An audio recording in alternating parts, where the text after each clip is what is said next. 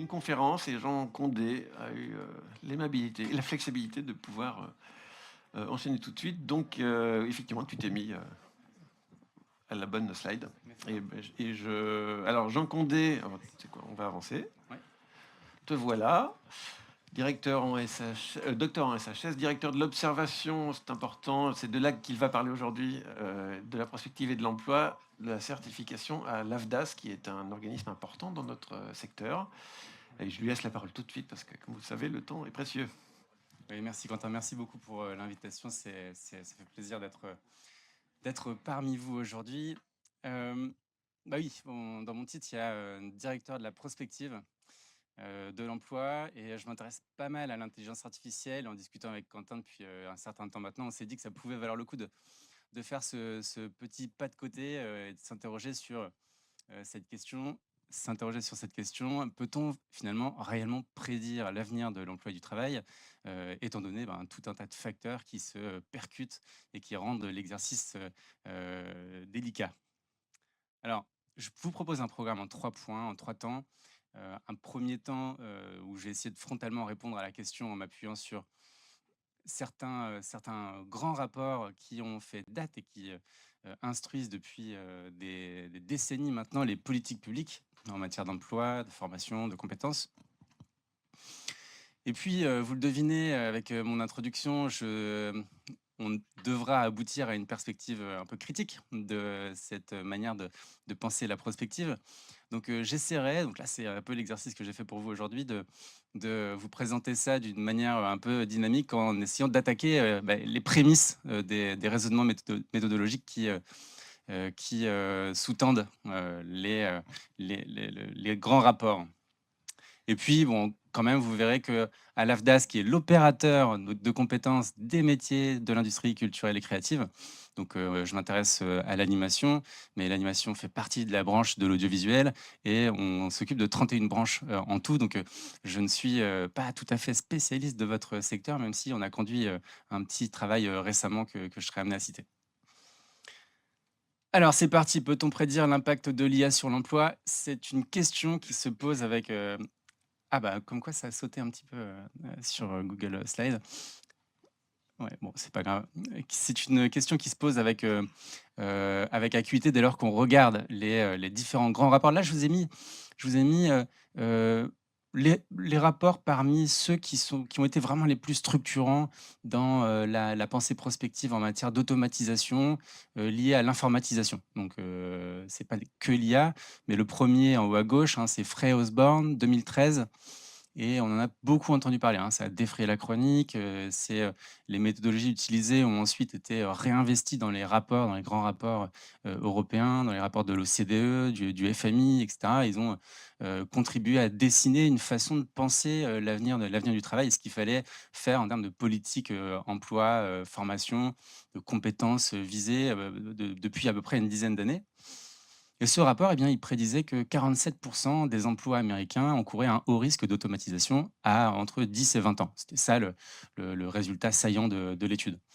Alors, il a vite été contredit par les collègues de Osborne et Frey, qui était David Autor, hein, du MIT. Donc lui, s'est intéressé toute sa carrière. C'est un économiste, hein, qui, avec toute son équipe, se sont intéressés à l'automatisation de l'emploi et ils ont considéré que c'était tout de même les risques étaient moins élevés du fait que Frey Osborne s'était intéressé aux emplois au sens général, donc des fiches de poste, et eux ont découpé ces fiches de poste en tâches et en agrémentant leur analyse de questionnaires divers, ils ont réussi à proposer des chiffres qu'on utilise encore souvent aujourd'hui, qui est de dire que c'est plutôt l'automatisation totale concernerait davantage environ 9% des emplois dans le monde, avec des variations bien sûr en fonction des industries de chaque pays.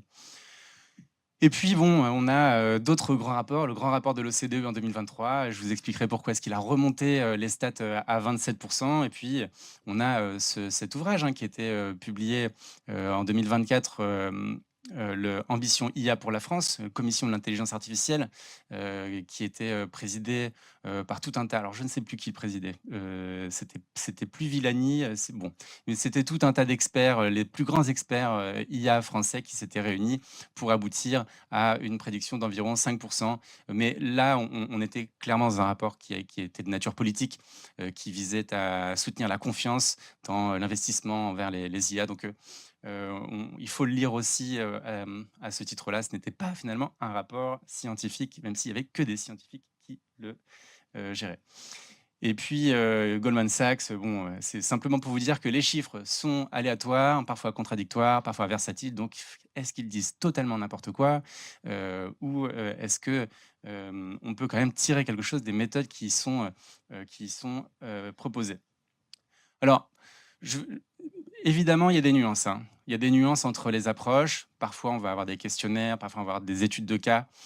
Mais quasiment dans la totalité des cas, finalement, la logique qui préside dans ces rapports-là, c'est de déterminer ce qui caractérise les capacités et les incapacités de l'intelligence artificielle à un moment donné, puis d'essayer de prédire quelles seront les capacités et les incapacités à un moment T plus 1, T plus 10, qui est la perspective de la prospective. Et en fonction de ces capacités ou incapacités, en fait, on va en déduire des frontières à l'automatisation qui sont des capacités humaines impropres à être automatisées. Voilà. Et en fait, on va ensuite tout simplement considérer cela comme des facteurs d'impact sur l'emploi et on va appliquer ça non pas sur le travail de chacun, parce il faudrait aller observer sur site des dizaines de millions de personnes, mais on va utiliser des référentiels de métiers qu'on va aller trouver sur les bases de référentiels. Donc, par exemple, pour Frey et Osborne, ils ont été sur la base Honnête, qui correspond à la base France Travail aujourd'hui. Donc, il y a 900 professions. Ils en ont extrait 70, donc un petit échantillon. Et sur ces 70-là, en laboratoire, ils n'étaient pas beaucoup, je crois qu'ils étaient une dizaine à peu près, 10 informaticiens.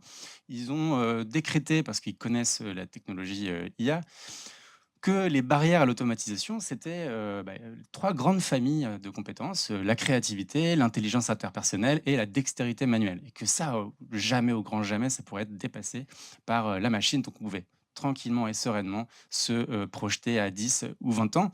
Et donc ils ont appliqué ces règles-là sur l'échantillon. Et puis ensuite, c'est intéressant, ils ont extrapolé sur les 900 autres métiers à l'aide d'une IA, de machine learning. Et ils ont obtenu donc ce papier, hein, qui montrait que voilà, 47% des emplois américains encouraient un haut risque d'automatisation, parmi lesquels on voit bien donc les vendeurs, les services sont particulièrement impactés, les transports très impactés également. Mais on est très préservé du côté du management, business, computer, engineering et science sont les métiers qui ne risquent rien, qui ne risqueront d'ailleurs jamais rien. Mais oui, il faut être un peu péremptoire quand on fait une étude comme ça et qu'on a envie qu'elle soit nationale et qu'elle soit ensuite réinvestie par l'OCDE. Alors justement, l'OCDE, un petit peu plus tard, ils ont fait le travail de faire un grand benchmark de la littérature scientifique pour essayer de comprendre ce qui s'était passé entre 2010 et 2015 en termes d'innovation. Ils se sont rendus compte qu'il y avait eu énormément de progrès qui étaient liés au machine learning et qui permettaient désormais à l'informatique de progresser sur des dimensions telles que la reconnaissance des pistes musicales, la reconnaissance du langage, la traduction, les jeux de stratégie, etc. Et que tout cela, quand on y réfléchissait un peu et qu'on mettait ça en face de ce que ça correspond en termes de fonctions, hein, on a de l'ordonnancement d'informations, la mémorisation, la vitesse de perception, de structuration, la flexibilité de structuration. Et oui, vous êtes là en face du descriptif des fonctions cognitives humaines. Et donc, on a commencé à se poser la question à ce moment-là de la capacité des IA, finalement, à transpercer cette frontière qui, normalement, devait nous prémunir de l'automatisation par la machine et à s'inquiéter pour les travailleurs en col blanc qui, du fait de ces innovations, encouraient cette fois-ci des risques plus élevés que les emplois moins qualifiés en col bleu, qui, quant à eux, en fait, doivent faire quelque chose que la machine est toujours incapable de faire, c'est-à-dire bouger en réfléchissant. c'est, bouger, je veux dire, physiquement en réfléchissant. C'est là un grand paradoxe connu, hein. C'est extrêmement compliqué à faire pour une machine. Donc on voit les stats, hein, cette fois-ci, on peut lire dans le rapport de l'OCDE que les managers, les directeurs généraux, les ingénieurs encourent des risques d'automatisation jusqu'à 80 hein, et que les emplois peu qualifiés, cette fois-ci, sont beaucoup plus protégés, avec une moyenne qui donc tourne autour de 27 Hem, les intelligences artificielles génératives arrivent un peu plus tard, hein, dans les grands rapports de prédiction. Donc là, c'est, un de ceux qui a été le plus relayé, McKinsey. Il a été cité, dans, le sommet pour l'IA, en introduction du grand rapport qui a été rendu au président il y a de ça quelques mois, avec toutes les références finalement, prospectives proviennent de ce rapport-là. Donc, on y voit que, toutes les prédictions qui avaient été faites avant, l'avènement des IAG gènes sont, démultipliées. En gros, en bleu foncé, c'est les prédictions sur les différents métiers avant les IA génératives, et en bleu clair, c'est sur les mêmes métiers avec l'avènement des IA génératives. Donc on passe, par exemple, pour les éducateurs et la workforce de la formation, de 15 de risque d'automatisation à 54. Et d'une manière générale, alors là, j'ai pas mes notes, mais de mémoire, on est à, au global, une prédiction d'automatisation de 60 à 75 de l'ensemble des métiers qui ont trait à, de la reconnaissance, en tous les cas, qui doivent, comprendre ou utiliser du langage naturel. C'est-à-dire quasiment tous les métiers, et que, ça, c'est à horizon 2045, en médiane. Donc oui, ils se projettent très loin, et ils déduisent en fait de ce que je vous ai dit tout à l'heure, hein, la proportion de projection de la technique, et l'identification des facteurs d'impact qui, posent sur des référentiels métiers, et ça donne ces risques-là. Alors, si je vous donne juste un cas appliqué pour bien comprendre de quoi on parle. On regarde par exemple Midjourney, comment ça marche. On a, V1 à V5 très rapidement.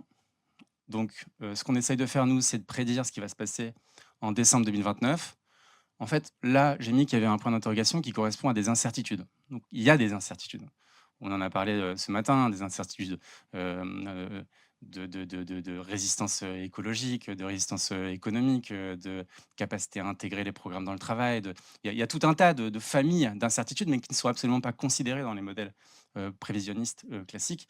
Donc on balaye un peu ces incertitudes-là pour se dire, effectivement, est-ce que les fournisseurs de solutions vont être en capacité ou non de tenir leurs promesses? Bon là, de toute évidence, ils ont été tellement forts les 14 premiers mois que dans 5 ans, on a de bonnes chances pour qu'ils aient réussi à faire, non plus simplement des images statiques, mais des images, animées, qu'on puisse avoir, en 3D, qu'on puisse, mobiliser dans de l'animation, et cetera. Donc là, oui, impact, massif sur l'emploi dans le graphisme, c'est ce qu'on peut lire dans tous les rapports qui s'y intéressent. Pareil dans le secteur de l'animation, hein, si on regarde, je m'apprête je ferai surtout pas un benchmark de, ce sujet-là face à vous, mais, je sais qu'il y a dans, à peu près toutes les étapes de production, tout un tas d'outils qui, sont soit en démonstration, en devenir ou quasiment fonctionnels. Certains, le sont presque. De ce qu'on me dit, généralement, c'est pas encore suffisamment bon pour le broadcast. On peut, faire des choses, mais ça manque de contrôle, mais on ne sait pas, ça va peut-être arriver. Bon, des incertitudes, toujours un peu les mêmes, des grandes catégories de familles d'incertitudes qu'on ne considère pas, et de toute évidence, la promesse, on y croit, en tous les cas, quand on rédige ces rapports-là, et on a, des impacts considérables à venir sur, l'emploi dans toute la chaîne de production du cinéma, de l'animation, de la musique, de la radio, de la pub, et cetera. D'ailleurs, la commission IA ne s'y trompe pas, hein, quand elle analyse les enjeux de l'arrivée de l'IA dans le domaine culturel. On peut lire, hein, pour bien des créateurs, auteurs, artistes, traducteurs ou comédiens, elle pose un enjeu existentiel pouvant se traduire par une réduction de l'activité, parfois par une substitution d'emploi. La crise arrive, c'est très grave. Il faut prendre le sujet à bras le corps et au sérieux. Bon, voilà.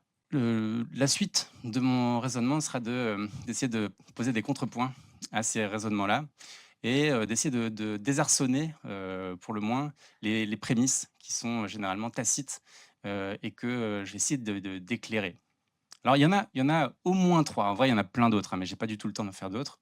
Je vais passer sur 3 de ces prémices-là, et je répondrai en m'appuyant sur des études, empiriques qu'on a menées. Donc le Laboria, étude des impacts de l'IA sur le travail.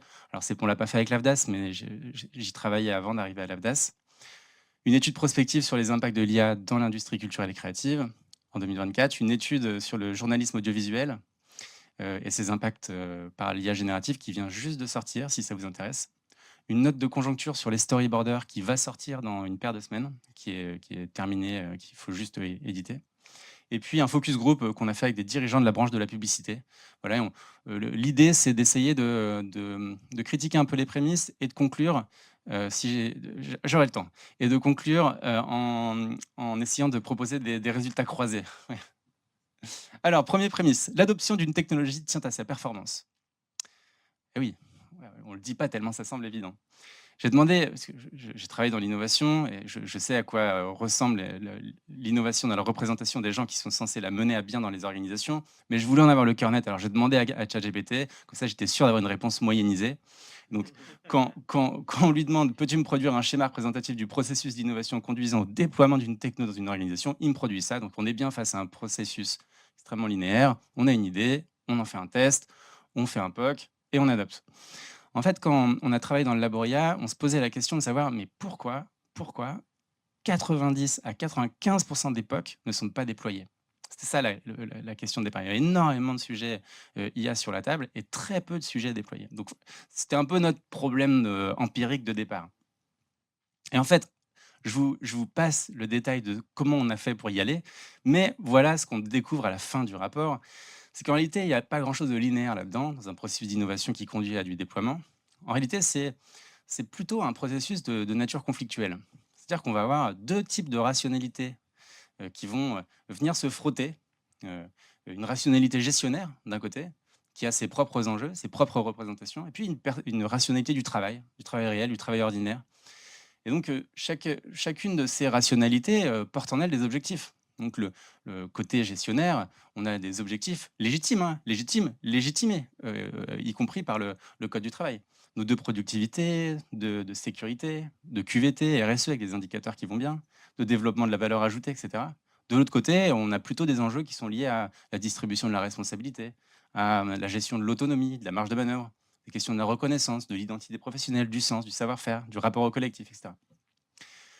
Et donc, quand on amène une IA là-dedans, en fait, forcément, ça frotte un peu, quoi. Ça frotte au milieu et on a, sur l'ensemble des cas d'usage qu'on a pu repérer, on a vu qu'en fonction de la qualité du processus de négociation, en tous les cas, processus de recherche de compromis, il pouvait y avoir deux grandes trajectoires possibles de compromis.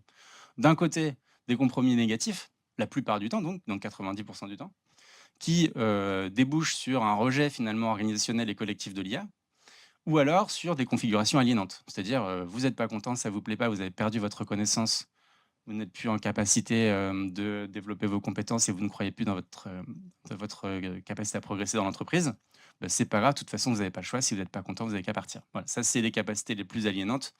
Le totem étant le bracelet qu'on a dans les centres logistiques Amazon qui vont guider par des vibrations les employés d'une pièce à l'autre. Et puis de l'autre côté, on a l'émergence de configurations capacitantes, où cette fois, il y a des compromis de rationalité qui ont été trouvés. Donc on va réussir à faire en sorte que les systèmes d'IA puissent à la fois servir la rationalité gestionnaire et celle du travail. Alors, une autre illustration. Ça, c'est les résultats de notre enquête sur l'IA et le journalisme audiovisuel. On a projeté les 50 cas d'usage qu'on a trouvés en interrogeant 25 décideurs des plus grandes rédactions françaises, y compris des rédactions internationales. Et donc, on les a projetés sur deux axes parce qu'on a considéré, après étude, que le facteur qui limitait le plus l'innovation, ce n'était pas des questions d'efficacité, ce n'était pas des questions d'efficacité de l'outil, c'était des freins liés aux représentations quant à ce que ça pourrait impliquer sur les valeurs, l'éthique, la déontologie de la marque ou de son travail. Donc ça, c'est en ordonnée. C'est la perception d'un risque sur la déontologie. Et de l'autre côté, on a évidemment la maturité de mise en œuvre dans les rédactions. Et donc, ce qu'on constate, c'est que nos hypothèses de départ, de se dire, ils ont sans doute fait des tests pour savoir comment les présentateurs pourraient être synthétisés, leur voix ou alors traduites. Est-ce que dans d'autres pays, on aurait pu aussi les projeter, habiller différemment ou je ne sais pas, on se disait qu'on pouvait avoir l'imagination de réveiller des anciens présentateurs ou de jouer un peu avec ces capacités-là des deepfakes. En fait, non seulement c'est pas fait, mais c'est même pas pensé, même pas de test. Ils y réfléchissent pas. Pourtant, on sait faire. On a plein de cas où on a prouvé que c'était possible de le faire. Il n'y a pas de rapport direct, encore une fois, entre la capacité de faire et le fait de faire. Le blocage du travail, c'est-à-dire le blocage éthique, déontologique, valeur, a beaucoup plus de poids que la faculté technique. En fait, ce qu'on va trouver, donc c'est la plupart du temps, c'est des choses qui sont, somme toute, assez banales. L'analyse automatique des corpus documentaires, bon, bah, ça on le fait effectivement à peu près tous, hein, avoir une synthèse d'un rapport. C'est B4, je viens de le dire, a un traitement de qualification des informations sources. Et puis après, on va avoir des éléments comme l'optimisation du SEO, par exemple, ou alors alors de l'aide au montage aussi, quand même pas mal, et de l'aide à l'édition sous contrôle d'un journaliste. Donc on a toujours la main du journaliste, la main de l'homme qui est dans le coin et qui est non seulement préconisé, mais aussi réalisé sans pour autant que ça dépende d'un règlement intérieur, etc. C'est ça qui est intéressant, c'est que de façon un peu autoconstruite, les choses s'organisent comme ça. Bon allez, un autre argument encore, ce qu'on appelle les faux amis. En fait, j'en ai plein, je vais vous en donner qu'un seul, mais il y en a des tonnes et j'espère que ça va résonner chez vous. C'est-à-dire que là où on pense qu'il va y avoir un gain en productivité parce que l'outil est censé pouvoir le faire, en fait, on se rend compte tout de suite que, ou tout de suite, ou d'ailleurs après coup et c'est trop tard, que il y aurait mieux fallu le faire à la mano. Là, par exemple, c'est intéressant, c'est dans l'IA et journaliste audiovisuel, tout le monde nous a dit que l'IA leur faisait gagner du temps. Donc les dirigeants, que ça faisait gagner du temps. Mais personne n'était capable de nous dire où est-ce que ce temps-là a été distribué. Et personne n'a rien mis en place pour essayer d'évaluer le temps gagné, enfin la portée du temps gagné. Et donc là, ça revient en fait à la question de se dire, mais oui, mais c'est vrai que quand on pense gain de productivité égale valeur égale remplacement, il y a une fausse idée derrière. En réalité, le temps gagné, il peut générer de la dilution du temps. C'est-à-dire qu'on n'avait pas de pause, on n'avait pas de pause, on a une pause, on rentrait tard, on rentre un peu plus tôt.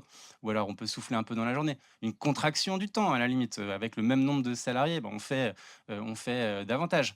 Ça, généralement, ça conduit à de l'innovation. Donc, est-ce qu'il y a des nouveaux services qui émergent un peu à droite à gauche? C'est plutôt ça, d'ailleurs, qu'on constate, qu'il y a plutôt des nouveaux services qui égrènent.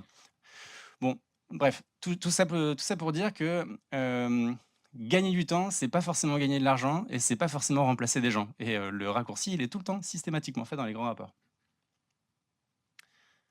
Prémisse 2, si l'automatisation entraîne un gain pour la productivité, alors elle est un risque pour l'emploi. Donc j'ai déjà commencé un petit peu à piquer cette prémisse-là. C'est celle qui présidait à la réalisation de cette enquête donc, qui était citée tout à l'heure du CNC, qui a été réalisée avec Bearing Point, et qui situait certains métiers de l'animation, en particulier, comme étant à très haut risque d'automatisation, à très fort risque d'impact sur l'emploi. Là, on retrouve les doubleurs, en bas en rouge, les storyboarders, les traducteurs, les bruiteurs, designers. Donc, avec le CNC, avec Audience, qui est la mutuelle des intermittents et des acteurs de la culture d'une manière générale, donc ils ont toutes les données emploi-travail, on s'est dit, tiens, on va créer un observatoire de l'IA, et chaque trimestre, on va faire une note de conjoncture, et on va prendre un métier, et on va vérifier. On va aller voir ce qui s'y passe, pour de vrai. Donc on l'a fait pour les storyboarders. On a été voir, on s'est rendu compte que depuis 2018 jusqu'à fin 2024, en fait, alors qu'on aurait pu s'attendre déjà à un infléchissement de la courbe, pour l'instant, non. Pour l'instant, l'effectif en heures travaillées des storyboarders continue de progresser. Il continue de progresser en effectif et en heures. Voilà, donc les effectifs des storyboarders, d'ailleurs, progressent un peu plus vite que les effectifs moyens de l'animation. Alors qu'on a des investissements dans les œuvres d'animation qui ont tendance à baisser. Comme vous le savez tous, ça avait été très bien dit au Radiraf, mais je ne suis pas expert du domaine, je n'approfondirai pas. Toujours est-il qu'on a une courbe qui avait plutôt eu un pic en 2021 de financement dans le secteur, et pour autant aujourd'hui, les storyboarders ne semblent pas encore impactés par ça. Ça ne veut pas dire, ça veut pas dire que ça ne sera pas dans 2-3 ans, parce que les cycles de production sont longs, etc. Mais c'est juste à un moment donné. Donc, on a une analyse quantitative Et l'analyse quantitative, elle est travaillée aussi en qualitatif. Donc là, on a fait des entretiens avec les storyboarders pour essayer de comprendre, pour dire: «Bah, je comprends pas, alors du coup, il y a pas d'IA dans vos métiers, pourtant, bon, il y a des générations d'images, vous faites de la production d'images, à quoi vous servez?» En réalité, ce qu'on constate en néophyte, en sociologue néophyte quand on s'intéresse à ce métier-là, ce qui ressort, quelques caractéristiques de ce qui ressort de façon assez sensible, c'est un, les processus, il est éminemment créatif, hyper créatif et artistique. Il l'est d'autant plus que le réalisateur, qui est la plupart du temps à l'origine de l'émission d'une commande, est, assez fluctuant dans sa capacité à être précis dans ce qu'il veut. Et que on constate, très régulièrement ce qu'on va appeler des dépassements de fonction. Et ces dépassements de fonction-là sont très difficilement, encodables. Encodables, c'est dur d'apprendre ça. Ça va aussi conjointement avec l'idée que, la majeure partie des connaissances expertes qui sont mobilisées par les storyboarders sont des connaissances tacites, informelles, qui sont agrégées progressivement, sédimentées progressivement dans le cadre du processus de socialisation. Ce qui signifie qu'ils sont contextualisés. À chaque fois qu'on passe dans un studio, on en apprend les codes, etc. Et c'est progressivement qu'on va réussir à sédimenter une expérience qui nous permet d'être efficace. J1, ça nous a souvent été dit, J1, il faut que je sache faire ça, et tac, ils sont tout de suite opérationnels. Ils sont aussi extrêmement rapides. C'est-à-dire, je ne l'ai pas mis là, mais à 1200 dessins par mois, en 4 semaines de travail, pour faire une série de 22 épisodes, si je ne me trompe pas, bah, en fait, amusez-vous pour faire plus vite, même avec une IA, quoi. Le temps de prompter, de contrôler, de galérer, et cetera. Rien que la vitesse de production, manuelle, c'est déjà compliqué à dépasser avec la machine. Donc, j'ai fait un petit test de reproduction du processus de production de l'animation. Tout ça pour dire que, en gros, l'IA intervient de façon incrémentale et pas en rupture. Elle aide pour l'instant de façon très, très marginale, le développement pour faire rapidement le pitch de deck de présentation, l'idéation pour générer des voix dans la réalisation des animatiques, par exemple. Mais pour le moment, pas d'usage relatif à la génération d'images, parce que sont cités souvent comme problème le manque de contrôle, l'inadaptation au processus de production, et la valeur ajoutée qui est non perçue. Et ensuite, quand on se balade un peu dans les forums de Toon Boom, on se rend compte qu'il y a aussi une dimension politique, très, très forte, et qu'il y a un sacré paquet de storyboarders qui sont pas prêts qui préféreraient brûler la machine, changer de logiciel plutôt que d'utiliser les outils qui vont être proposés, prochainement. Ça, c'est encore un autre sujet. Bref, donc on voit bien encore une fois que, il y a beaucoup d'idées reçues, et que quand bien même on aurait des outils qui sont, implacablement, plus puissants que l'homme pour réaliser une tâche, on est très loin du compte quand on pense qu'ils vont pouvoir s'implémenter rapidement dans les métiers. Là, en l'occurrence, le risque semble extrêmement faible finalement, alors qu'il a été, détecté comme étant très faible. Bon, allez, troisième prémisse, très rapidement sur le sujet, parce que ça a été évoqué là, c'est le progrès technologique est prévisible. Ouais, c'est tout à fait tacite. Grâce à la loi de Moore, exponentielle, tout ça, on double le nombre de chipsets par puce, tous les ans, tous les 2 ans, 5 ans, je ne sais plus. Bon, en réalité, quand on regarde les progrès de la courbe de progression de l'IA, on se rend compte qu'il y a eu des hivers. Vous connaissez cette histoire avec les hivers de l'IA, etc. Il y a eu, à un moment donné, cette histoire avec Deep Blue, Kasparov qui bat la machine. C'était un peu la dernière chance, hein, d'IBM à ce moment-là. C'était vraiment la dernière chance. C'est grâce à cet épisode-là, il gagné 3-2 à la revanche. C'était quand même pas du tout gagné. C'est là qu'ils ont reconstitué leur stock de bifton pour pouvoir faire l'investissement pour le futur. Mais ils n'auraient pas gagné. Peut-être bien qu'il n'y aurait pas eu d'investissement et qu'on n'y aurait pas cru et qu'on serait resté dans l'hiver de l'IA pendant longtemps, hein. C'est pas dit. Mais plus spécifiquement par rapport à vos métiers, alors là, vous le savez mieux que moi, et merci d'avoir fait cette présentation tout à l'heure. C'est la question que je voulais vous poser. Donc, je vous la pose, mais assis ici. On m'a dit à plusieurs reprises qu'on était un peu arrivé au terme de l'entraînement inductif, notamment pour le texte to vidéo. Parce qu'il y a un moment donné où, pour avoir des vidéos efficaces, il faudrait en fait que l'algorithme puisse appréhender l'ensemble des lois physiques. pour pouvoir simuler les forces, pour pouvoir simuler les transformations de matière quand la chaleur se change, pour pouvoir simuler les impacts en fonction de tout un tas de caractéristiques physiques.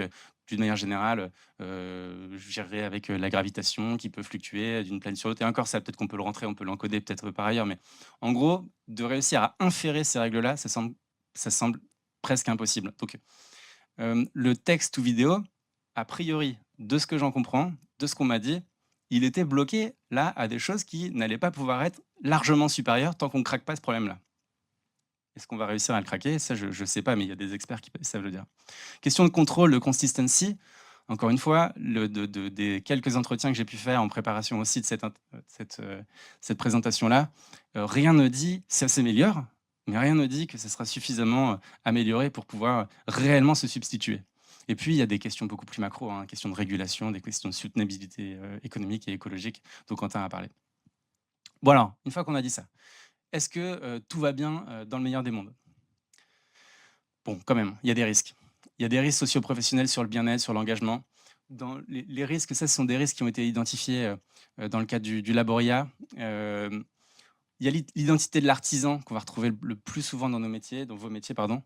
Que j'aime bien opposer ces deux notions-là. D'un côté, on a le contrôle du geste, des années à construire une capacité à poser sur un papier ou sur un ordinateur précisément ce qu'on a en tête, le contrôle du geste.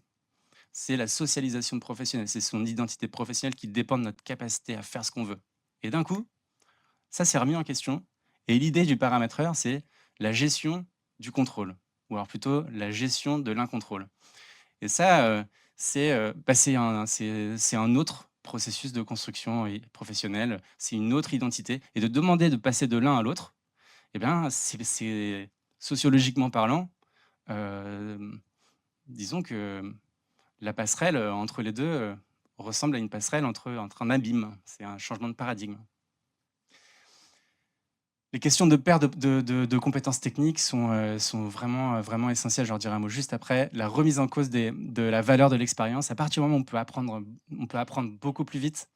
Celui qui a l'expérience, ça on l'a beaucoup vu dans les sociétés de services, celui qui a beaucoup d'expérience peut être remis en question sur ce qui constitue sa légitimité professionnelle. Si un stagiaire peut faire mieux que moi grâce à un prompt, alors que ça fait 40 ans que j'essaie de faire cette tâche-là, ça peut être extrêmement destructeur pour lui, mais aussi pour toute l'organisation, parce que de la personne qui a l'expérience dépend l'historique, la connaissance des clients, le mode de fonctionnement, les process, etc. En fait, ça tient par l'histoire. Les organisations tiennent par leur histoire. Ces histoires de turnover, de risque de turnover sont extrêmement importantes. Et puis, Yann Ferguson, hein, qui parle souvent de désingularisation de l'activité. En fait, je tire le sens de mon travail dans le fait que je suis le seul à pouvoir faire ça, comme ça, à cette vitesse-là, etc. Alors qu'avec l'IA, on est dans des logiques de moyennisation où tout le monde va plus ou moins réussir à faire quelque chose de plus ou moins satisfaisant et c'est très difficile de s'en démarquer. Bon, c'est très moche. Vous pourrez constater simplement avec cette slide-là que ça, c'était la dimension empêchée, mais dans la dimension en capacité, il y a des choses, hein. C'est-à-dire que, il y a aussi de l'incapacitation, donc de l'augmentation, capacité à trouver des nouvelles compétences, à faire davantage avec moins, et cetera. Bon, et puis sinon, ça, c'est quelque chose qu'on retrouve dans à peu près l'ensemble, donc dans la publicité, dans les médias et les rédactions et dans l'animation. C'est le risque de disruption par l'extérieur et de polarisation des modèles d'affaires. En gros, ce qu'on disait tout à l'heure, c'était que les processus de production de l'animation étaient tels que c'était très compliqué d'envisager qu'une IA puisse s'y greffer, tel qu'on peut l'imaginer. Par contre, qu'un acteur externe arrive en proposant un autre processus, que cet acteur-là soit dépourvu de l'identité professionnelle de l'animateur, que ce soit autre chose. Et qu'ils arrivent à trouver des studios de production qui acceptent de travailler avec eux selon ces règles-là. Bien, dans ce cas, on pourrait imaginer qu'il y a de la concurrence externe qui viennent peser sur le marché actuel. Ça implique certaines hypothèses. Il faut que la grammaire du boarding soit facile à inférer. Donc, par exemple, dans les longues séries animées en 2D, que le public soit acceptant, parce que la qualité serait baissante. Que le scénario, le script, l'intention soient spécifiés dès l'entrée avec grande précision, ce qui n'est pas le cas de ce que je comprends pour le moment. C'est-à-dire que pour le moment, il faut énormément d'allers-retours avec le réalisateur pour spécifier la commande la plupart du temps. Là, il faudrait que ce soit comme un cahier des charges un peu de commande publique. Il faudrait quand même réussir à améliorer les outils de contrôle, mais bon, apparemment, on y va. Et puis, hem, ça serait accéléré par des tarifications déjà très découpées avec beaucoup de freelance. Oui, c'est vrai que la structuration, de l'écosystème de professionnels s'y prête quand même assez bien avec des gens qui sont assez précaires. Donc ça, hein, c'est juste pour dire j'ai fini. Ouais, largement. Juste pour rappeler, hein, que les risques de perte de compétences massives ont été rappelés par l'étude du Laboria et par le document IA et futur du travail. On peut citer, hein, l'utilisation excessive de l'IA peut affaiblir les compétences humaines, réduire les esprits critiques et rendre les employés dépendants des outils numériques. La simplification des tâches peut réduire la capacité des travailleurs à gérer des situations complexes et imprévues. Voilà, bon, bah, on a tous utilisé Google Maps une fois et maintenant on est tous perdus partout. Enfin, à chaque fois, je regarde dans la salle en espérant trouver des regards qui ne m'isolent pas. Non, en fait, moi, je suis vraiment terrible avec ça. Bon, après, on peut supposer qu'il y a des effets de balancier quand même, hein. C'est-à-dire que, une fois que, une fois qu'on se rend compte de ça, on peut, un peu comme le télétravail, on peut laisser 3 jours et puis finalement se dire: «Mince, on a complètement déstructuré le tissu social de l'organisation. Bon, bah, on revient en présentiel». Là, on peut se dire: «Attention, là, on est en train de perdre tout notre savoir technique, revenons à des savoir-faire, plus manuels». Il est très possible que ce qu'on constate dans 5 ans soit pas du tout le cas dans 10 ans, il faut se méfier de ça. Allez, ça c'est ma dernière diapo. Quelques conclusions, croisées. On va dire, pour le moment, dans la majorité des secteurs d'activité, en tous les cas, l'impact des IAGN est très, très marginal. Beaucoup plus marginal que les hypothèses qu'on pose à l'entrée. C'est systématique.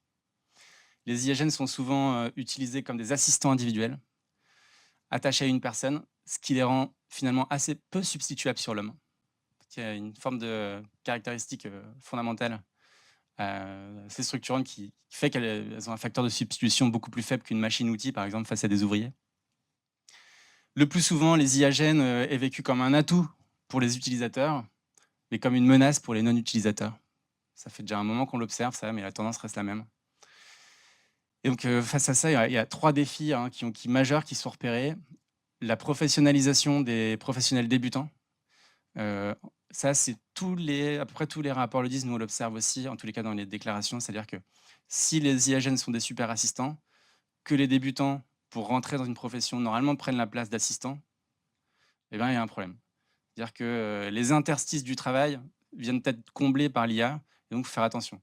Deuxième chose, une fois qu'on s'insère dans un métier en tant que débutant, ensuite il y a une forme de professionnalisation lente, qui se fait par l'apprentissage de petites tâches en sédimentation lente. C'est comme ça qu'on se professionnalise, qu'on acquiert des compétences qui sont, les plus fondamentales, mais qu'aujourd'hui on perd, hein. C'est la loyauté face à son employeur, l'adhésion à la culture d'entreprise, ce genre de choses en fait qui constituent un peu des socles de travail très forts. Bah, ça, on a besoin en fait de cette sédimentation lente, et en fait au travers des IA, on chante des étapes qui sont essentielles, et ça, il faut faire attention. C'est-à-dire qu'il faudrait quasiment repenser l'ingénierie de professionnalisation sur la base des IA, mais alors je sais même pas comment il faut faire. Et puis il y a cette idée de maîtriser le shadow IA sans verrouiller les usages. Dans le développement web, ça pose beaucoup de questions de sécurité, on l'a dit. Dans les rédactions, journalistiques, il y a des vraies craintes en fait de laisser passer des infos qui n'auraient pas été checkées par les circuits formels. Donc, voilà, hein, ce qu'on sait, c'est que les salariés qui utilisent l'IA, généralement, n'ont pas envie de le dire parce qu'ils gagnent du temps, parce que ça leur génère en fait, beaucoup de dilution de temps ou du confort, et ils n'ont pas vraiment envie de faire savoir que c'est un confort qui leur est pas dû totalement et qu'ils doivent partager avec une machine, donc ils le gardent pour eux, ce qui est normal. Puis ils ont peur en fait qu'on s'en serve soit contre eux, soit qu'on recompresse leur temps puisqu'ils ont gagné en productivité, donc ils le disent pas. Donc ça fait du shadow IA. Le problème, c'est que ça peut causer des troubles dans certaines organisations qui sont critiques. Voilà, j'étais au bout.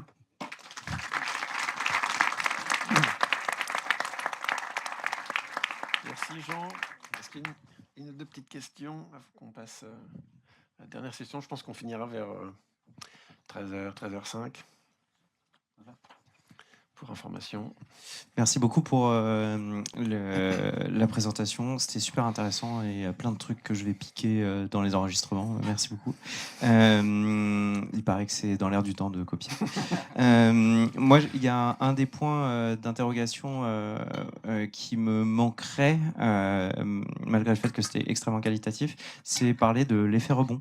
de dire qu'en fait, avec des générations qui peuvent être 100 fois supérieures, si tant est que la qualité est OK, en ayant participé à l'IA Jam ce week-end, on pourrait en débattre. Mais c'est vrai qu'à horizon 5 ans, on pourrait très nettement imaginer qu'on ait un effet rebond massif, de dire qu'en fait, la démultiplication des médias, par exemple, nous arriverait en pleine poire, et du coup, changerait peut-être pas forcément grand-chose sur le volume de personnes employées. Et j'étais intéressé d'avoir votre avis et votre perspective. Merci beaucoup.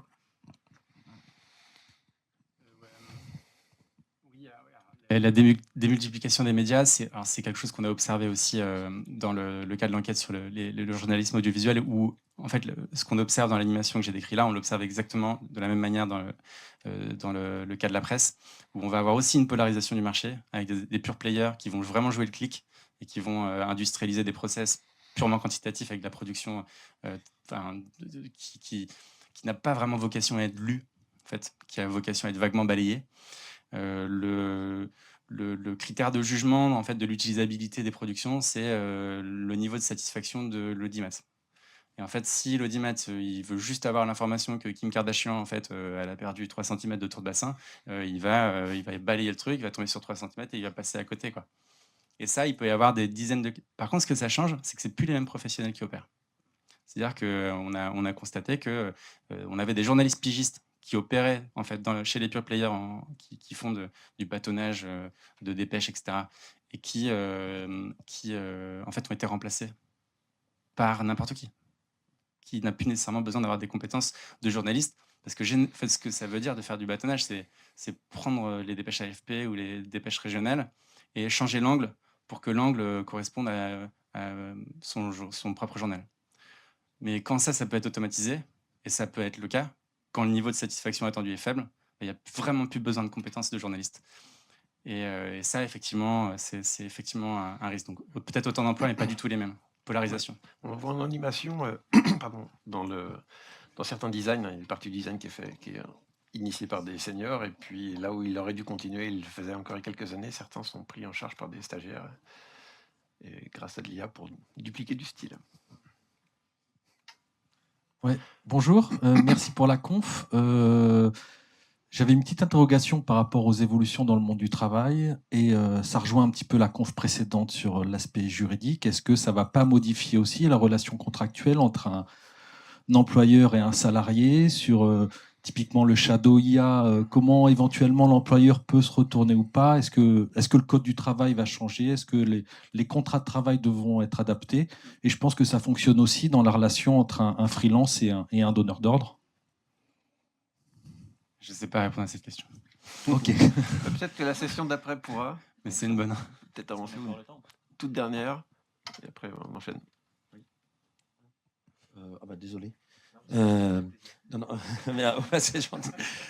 Non, peut-être deux commentaires plus que des questions, parce que on parle de soutenabilité aussi, tu l'as évoqué, et qu'on l'a posé aussi dans le secteur, nous, dans la soutenabilité, plus que l'empreinte carbone, etc. C'est l'empreinte cognitive de tout ça, et qu'il faut s'y intéresser aussi. On a parlé là de flow de médias, etc. Donc l'empreinte cognitive, et tu as parlé aussi de raccourcis, donc ça, je pense que c'est un vrai sujet.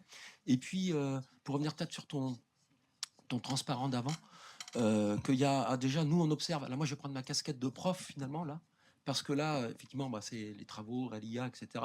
On est dans l'IA, qu'est-ce que ça fait aux travailleurs, mais c'est ce que ça fait déjà aux futurs travailleurs, et ce qui est en train de se passer dans la formation. Et qu'il y a un rapport généralement, la Gen Z qui pense que les diplômes n'ont plus de valeur. Voilà, donc c'est ça qui est, à mon avis aussi, l'enjeu. Il est pas que ce qui se passe la fracture générationnelle.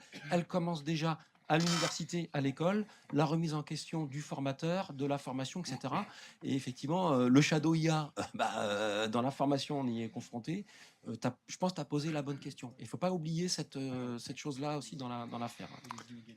Et les inégalités entre étudiants. Ouais.